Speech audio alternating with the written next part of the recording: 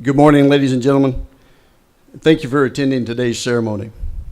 I'm Steve McLaughlin, Director of Operations for the National Infantry Museum Foundation, and I have the honor of serving as your Master of Ceremonies for today's dedication ceremony. We'd like to recognize some of our special guests. Lieutenant General Retired Carmen Caveza, Chairman of the Board and CEO, National Infantry Museum Foundation. Colonel Retired Greg Camp, President and COO, National Infantry Museum Foundation, and Mrs. Camp. Ms. Kathy Burns, Field Representative for the Honorable David Perdue. Ms. Elaine Gillespie, Field Representative for the Honorable Sanford Bishop. Brigadier General Peter Jones, Commandant United States Army Infantry School, Mrs. Jones, and their two sons. Command Sergeant Major John Brady, United States Army Infantry School. Command Sergeant Major Alan Hummel, Command Sergeant Major United States Army Armor School, and Mrs. Hummel. And Command Sergeant Major Ricky Young, Executive Director of the Armor and Cavalry Heritage Foundation, and Mrs. Young. Members of our 1775 Society, the Patriot Guard Riders, who are present for every dedication ceremony. And we are also honored to have the President of the Patriot Guard Riders, Mr. Rob Bees Butler, joining us this morning. Most importantly, all of you who have a paver being dedicated today on Heritage Walk. Ladies and gentlemen, Ms. Eileen Kent, Director of Dedications for the National Infantry Museum Foundation. Good morning. Good morning. Excellent. And welcome to today's Veterans Day Paver dedication ceremony at your National Infantry Museum and Soldier Center. Recently named America's Best Free Museum in USA Today's 2016 Reader's Choice Awards, thanks in part to many of you who are with us here today. I'd like to take a moment and give a special welcome to our Gold Star families who may be here today as well. Today is a day to remember and thank our military veterans and their families for all they have done to protect our way of life. The museum is a proud partner in the United States of America Vietnam War Commemoration Program and recently opened 4 paver sections in the Vietnam Memorial Plaza area. And today we dedicate 30 of those pavers. It is always humbling to stand before you as we honor our veterans in the audience, representing wars and conflicts dating back to World War II. I'd like to, at this moment, to ask any veterans in the audience to please stand and be recognized.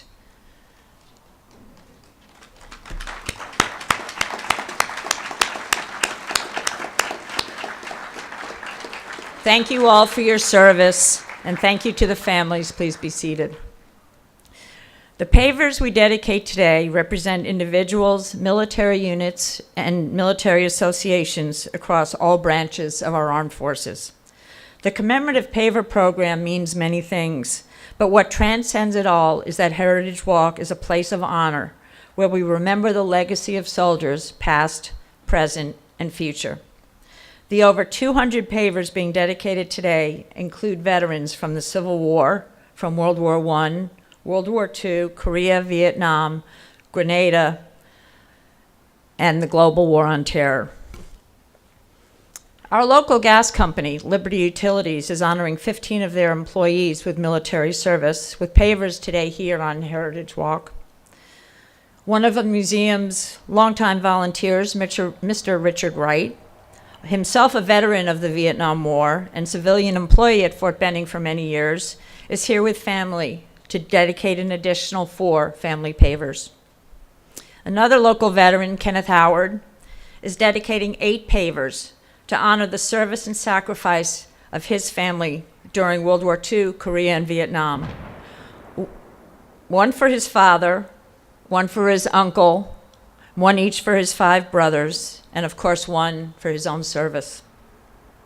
Major General Retired Bernard Lefke, who commanded the 199th Light Infantry Brigade in Vietnam, is honoring and remembering his troops and those with whom he served with several pavers over in Section 25B. We also have a bench being dedicated today. And I am pleased to say that Colonel Richard Grimes is here with us. He is one of the few surviving members of the 11th Airborne Division from World War II, and we will be dedicating his bench up on the Memorial Walk of Honor. I want to say, of all the places you could have recognized your veteran here today, we are humbled and proud that you chose to memorialize them here at the National Infantry Museum.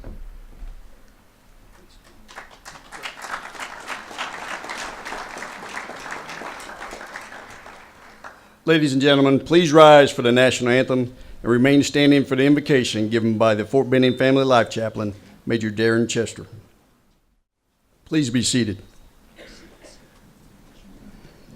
In the aftermath of World War II in Korea, in 1954, President Eisenhower changed the name of the holiday from Armistice Day to Veterans Day, a holiday dedicated to American veterans of all wars. An official wreath-laying ceremony is held each Veterans Day at the Tomb of the Unknowns in Arlington National Cemetery, while parades and other celebrations are held in states around the country. Veterans Day is not to be confused with Memorial Day. Memorial Day honors American service members who died in service to their country or as a result of injuries incurred during battle, while Veterans Day pays tribute to all American veterans, living or dead, but especially gives thanks to living veterans who served their country honorably during war or peacetime. The Heritage Walk Paver program was established as a way for individuals to honor the sacrifices of all who have served to protect our freedom. Heritage Walk serves as a place to pause, to honor, to celebrate, and sometimes quietly reflect. Each customized granite paver lines Heritage Walk, which links the museum to the Vietnam Memorial Plaza, Memorial Walk of Honor, historic World War II Company Street, and Inaway Field. Every week, hundreds of soldiers graduate on Inaway Field and are reunited with their families on Heritage Walk, symbolizing where the past meets the present. It is now my distinct pleasure to introduce our guest speaker. A complete bio is included in your program. Lieutenant Colonel retired Will Duke is no stranger to the museum. He's a decorated combat veteran and serves as a ride captain in the Patriot Guard Riders. Lieutenant Colonel Duke was commissioned as a second lieutenant in the United States Army Infantry in 1975 and served as a platoon leader and company executive officer in the 101st Airborne Division Air Assault, Fort Campbell, Kentucky. He later served in the 3rd Infantry Regiment, the Old Guard, at Fort Myer, where he was a commander of the Guard, Tomb of the Unknown Soldier, and participated in numerous national-level joint service ceremonies. After infantry company command and battalion and brigade staff assignments in the 8th Infantry Division Mechanized Baumholder, Germany, Lieutenant Colonel Duke attended the Command and General Staff College at Fort Leavenworth, Kansas. He was reassigned to the 101st Airborne Division, this time as the 2nd 237th Battalion Operations Officer during Operation Desert Shield and Desert Storm, and later as a brigade executive officer. As a deputy director of the Dismounted Battlespace Battle Lab at Fort Benning, he planned and conducted testing of new infantry weapons and command and control equipment. His many awards and decorations include the Bronze Star Medal, Meritorious Service Medal with 4 oak leaf clusters, the Tomb Guard Identification Badge, Combat Infantryman's Badge, Ranger Tab, Air Assault Badge, and the Senior Parachutist Badge. He retired in 1995 after 20 years of active federal service and continued his service as a civilian in the Directorate of Combat Developments, where he deployed to Iraq and Afghanistan to support infantry units. He's married to Debbie Colburn Duke, and they have 2 adult children who live here in Columbus, Georgia with their families. Ladies and gentlemen, Lieutenant Colonel retired William Duke.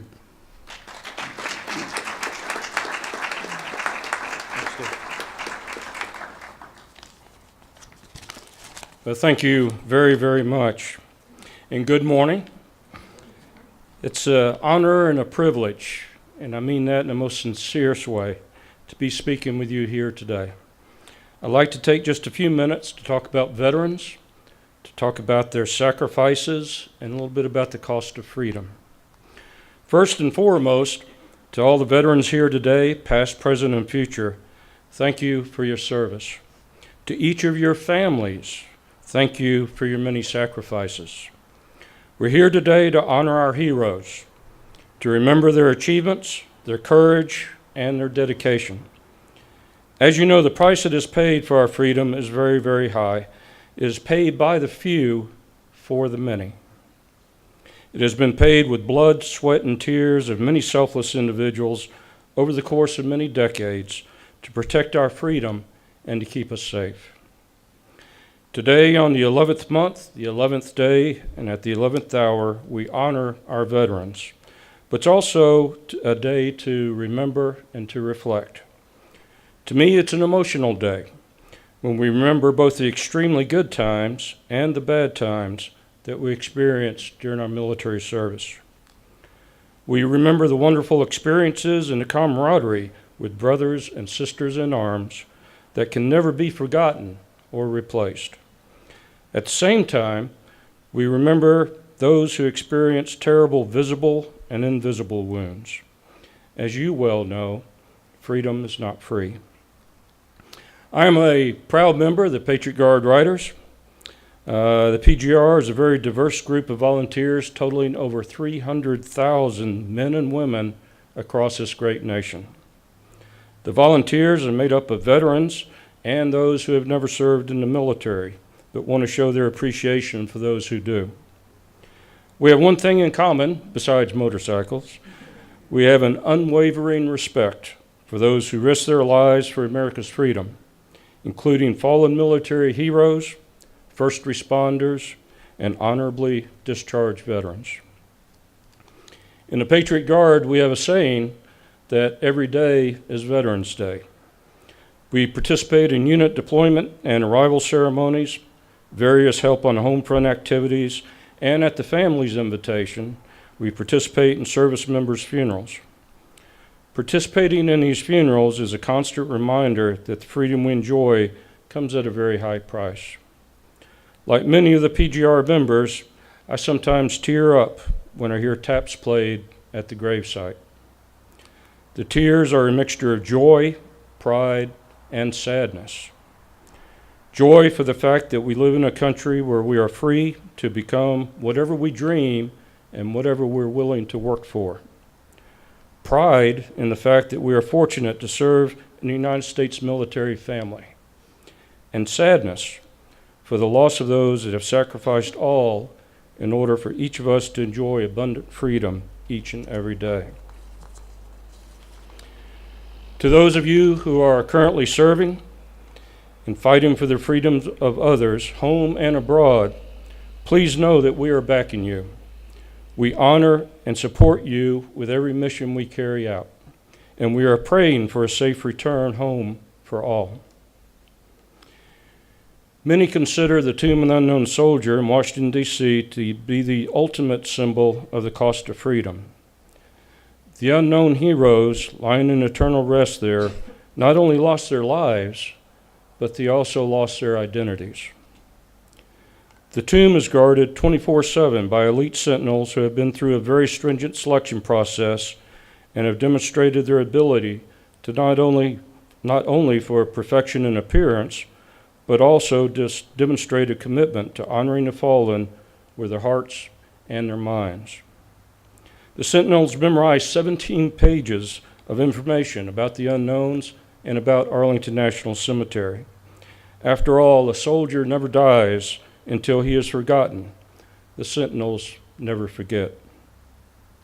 In rain, sleet, snow, and blistering heat, the sentinels walk the mat in humble reverence to the fallen. The cost of freedom is evident here at the National Infantry Museum as well. What an incredible facility to honor our soldiers and their families. The Paver dedication program is a meaningful way to remember the cost of freedom and to honor loved ones. There are heartfelt stories behind every paver. Today, I'd like to highlight just one of those stories. Mr. Heil, a Vietnam veteran, purchased 3 pavers that are being dedicated today. 1 paver for each of 3 Medal of Honor recipients. 1 was from the Civil War and 2 from Vietnam. The first paver is honoring Harvey Carney, the first African American Medal of Honor recipient. He was born a slave and served from 1863 to 1864 in the 54th Massachusetts Volunteer Infantry. He took part in the assault on Fort Wagner in Charleston, South Carolina. It was in this attack that Kearny's actions ultimately earned him the Medal of Honor. When the color guard was fatally wounded, Kearny retrieved the American flag from his comrade and marched forward with it despite suffering multiple serious wounds. When the Union troops were forced to retreat under fire, Kearny struggled back across the battlefield. He eventually made his way back to his own lines and turned over the colors to another survivor of the 54th, modestly saying, "Boys, I only did my duty. The old flag never touched the ground." The second paver purchased by Mr. Heil is honoring James W. Robinson, who served with C Company, 2nd Battalion, 16th Infantry Regiment in Vietnam in 1966. The citation for his Medal of Honor states, in part, "For conspicuous gallantry in action at the risk of his life above and beyond the call of duty, Company C was engaged in fierce combat with a Viet Cong battalion. Despite the heavy fire, Sergeant Robinson moved among the men of his fire team, instructing and inspiring them, and placing them in advantageous positions. Enemy snipers located in nearby trees were inflicting heavy casualties on forward elements of Sergeant Robinson's unit. He eliminated the snipers with a grenade.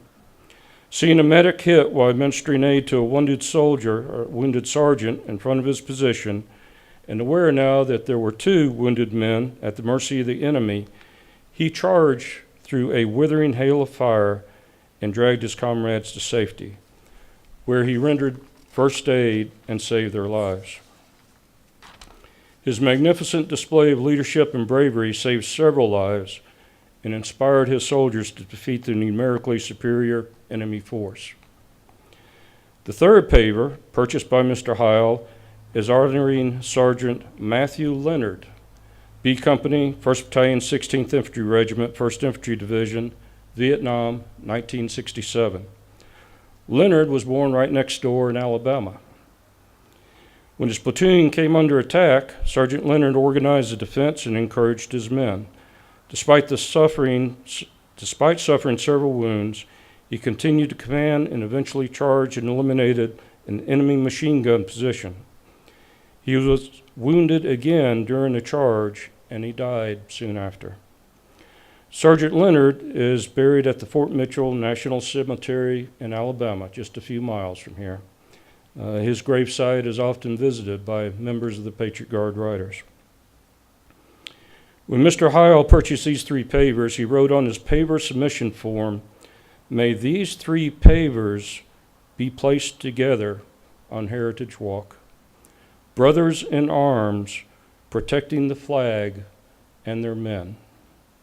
What a powerful statement that captures the love and the camaraderie of the military family. And what a powerful statement that captures the human side of the cost of freedom. Again, I would like to thank the National Infantry Museum and Soldier Center for what you do every day in honoring these American heroes, our service members, and their families. Thank you, and may God bless.